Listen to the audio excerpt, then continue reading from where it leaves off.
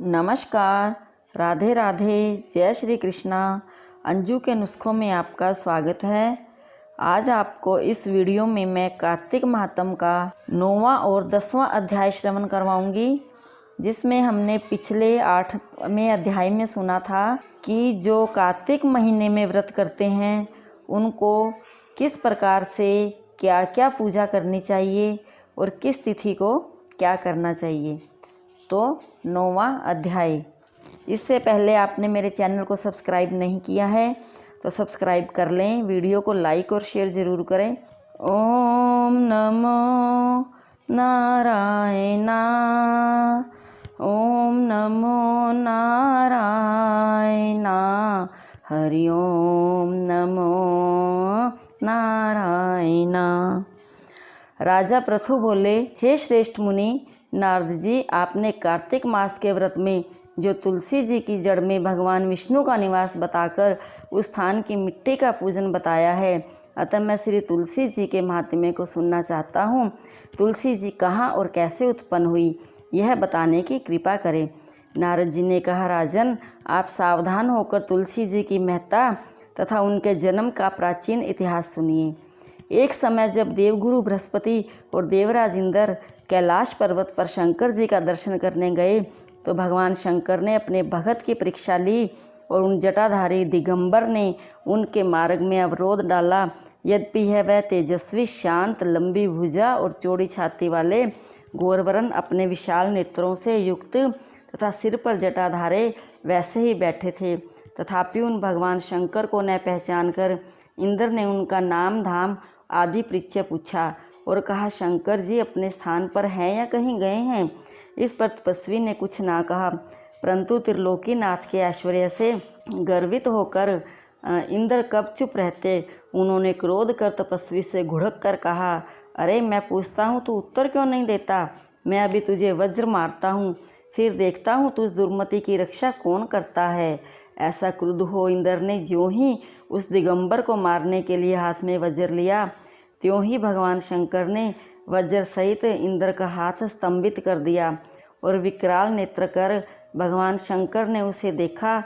त्यों ही ऐसा विदित हुआ और मानो वह दिगंबर प्रज्वलित हो उठाओ और तेज से जला देगा। भुजाएं स्तंभित होने से इंद्र के क्रोध और दुख का अंत न रहा, परंतु ज्यों ही बृहस्पति जी ने उस पुरुष को प्रज्वलित देखा, त्यों ही अपनी बुद्धि से उसके शंकर भगवान जानकर प्रणाम किया और दंडवत कर बहुत सी स्तुति भी की। फिर इंद्र ने भी भगवान शंकर से कहा, हे दीनानाथ, हे महादेव, अपना क्रोध रोककर इंद्र के अपराध को क्षमा कीजिए। बृहस्पति के यह वचन सुनकर महेश्वर गंभीर वाणी से बोले, मैं अपने नेत्रों से निकाले हुए क्रोध को कैसे रोकूं। तब बृहस्पति ने कहा, भगवान, अपने भक्तों पर दया करनी चाहिए। आप अपना भगत वसल नामक सार्थक कीजिए। आप अपने इस तेज को कहीं और स्थापित कर इंद्र का उद्धार कीजिए। तब भगवान शंकर ने गुरु बृहस्पति जी से कहा, मैं तुम्हारी स्तुति से प्रसन्न हूँ, जो तुमने इंद्र को जीवन दान दिलवाया है। मैं विश्वास करता हूँ कि मेरे नेत्रों की अग्नि अब इंद्र को पीड़ित नहीं करेगी। बृहस्पति ने ऐसा कहकर भगवान शंकर ने अपने माथे से निकले हुए अग्नि में तेज को अपने हाथ में लेकर क्षीर सागर में डाल दिया। फिर लीलाधारी भगवान अंतर्ध्यान हो गए। इस प्रकार जिनको जानने की इच्छा थी उसे जानकर इंद्र और बृहस्पति अपने स्थान को चले गए। श्रीमन नारायण नारायण हरि हरि, भजमन नारायण नारायण हरि हरि। इति श्री 9वां अध्याय संपूर्ण। 10वां अध्याय शुरू। राजा पृथु ने कहा, हे देव ऋषि, आपको नमस्कार है।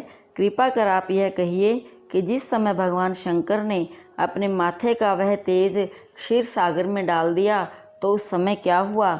नारद जी ने कहा, हे राजन, जब भगवान शंकर जी ने अपना तेज क्षीर सागर में डाल दिया तो उस समय वह शीघ्र ही बालक होकर गंगा के सागर के संगम पर बैठकर संसार को भय देने वाला रुदन करने लगा। इसके रुदन से समस्त संसार व्याकुल हो उठा। लोकपालों के मन में भी व्याकुलता हुई। चराचर चलायमान हो गया। शंकर सुवन के रुदन से ब्रह्मांड व्याकुल हो गया।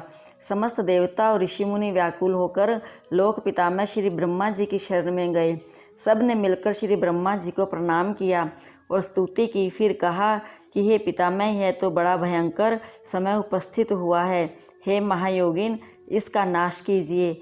तब देवताओं की ऐसी बात सुनकर श्री ब्रह्मा जी सत्यलोक से उतरकर उस बालक को देखने के लिए समुद्र तट पर आए। समुद्र ने ब्रह्मा जी को आता देखकर प्रणाम किया और बालक को उठाकर उनकी गोद में दे दिया। तब विस्मित होकर श्री ब्रह्मा जी ने पूछा, हे सागर, तुम शीघ्र कहो कि यह बालक किसका है। समुद्र ने विनम्र शब्दों में कहा, प्रभो, यह तो मैं नहीं जानता, किंतु मुझे इतना पता है कि यह गंगा सागर के संगम पर प्रकट हुआ है। अतएव हे जगत गुरु, आप इस बालक का जात कर्म और संस्कार कीजिए। नारद जी कहते हैं कि इधर तो सागर ब्रह्मा जी ने गले में हाथ डालकर बार बार उनका आकर्षण कर रहा था। फिर तो उसने ब्रह्मा जी का गला इस जोर से पकड़ा कि उससे पीड़ित हो ब्रह्मा जी के नेत्रों से आंसू टपकने लगे। किसी प्रकार से ब्रह्मा जी ने अपने दोनों हाथों का जोर लगाकर अपना गला छुड़ाया और सागर से कहा, हे सागर, सुनो, मैं तुम्हारे पुत्र का जातक फल कहता हूँ। मेरे नेत्रों से जो जल निकला है, यह इसका नाम जलंधर होगा।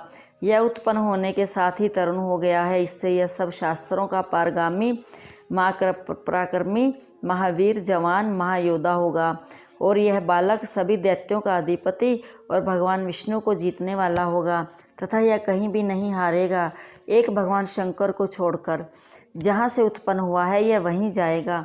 फिर इसकी स्त्री बड़ी प्रतिव्रता, सौभाग्यशालिनी, सर्वांग सुंदरी और परम मनोहर, मिष्टभाषिणी तथा शीलवान होगी। नारद जी कहते हैं, राजन, सागर से कहो। ऐसा कहकर ब्रह्मा जी ने शुक्राचार्य को बुलाकर उनके हाथों से बालक का राज्याभिषेक करवाया और आप अंतर्ध्यान हो गए। फिर तो बालक को देखकर सागर बड़ा ही प्रसन्न हुआ और घर आ गया। कितने ही उपाय से उसका पालन कर उसको पुष्ट किया। फिर कालनेम नामक असुर को बुलाकर उसका वृंदा नाम की कन्या से सविधि विवाह करवा दिया। उस विवाह में बड़ा उत्सव हुआ।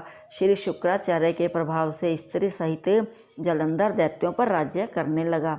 इति श्री 10वां अध्याय संपूर्ण। हरे रामा हरे कृष्णा कृष्णा कृष्णा हरे हरे।